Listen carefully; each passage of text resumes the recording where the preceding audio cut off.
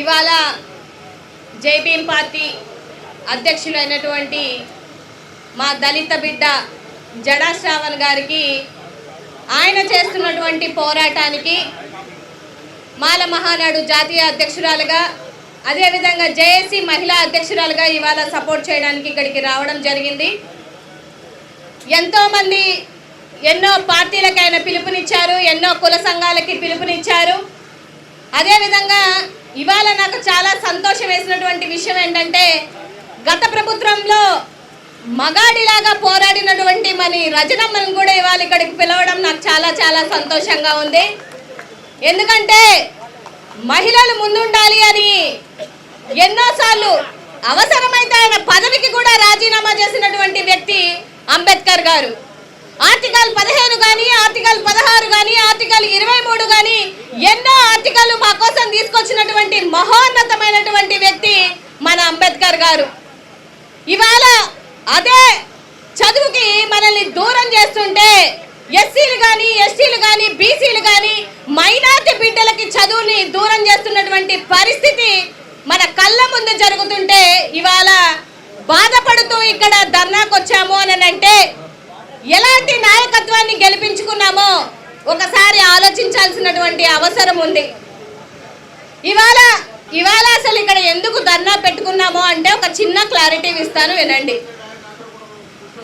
గత ప్రభుత్వంలో 17 మెడికల్ కాలేజీలకి పర్మిషన్ తీసుకొచ్చారు గత ప్రభుత్వంలో ఉన్నటువంటి జగన్మోహన్ రెడ్డి గారు.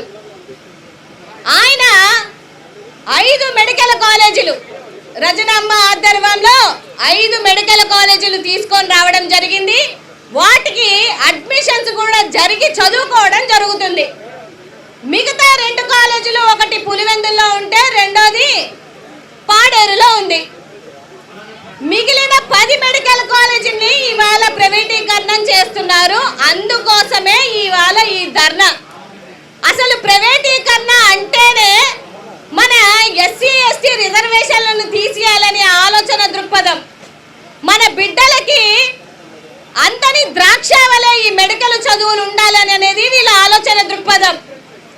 ఎంత నీచమైన ఆలోచన అనేది ఒకసారి గమనించాలి.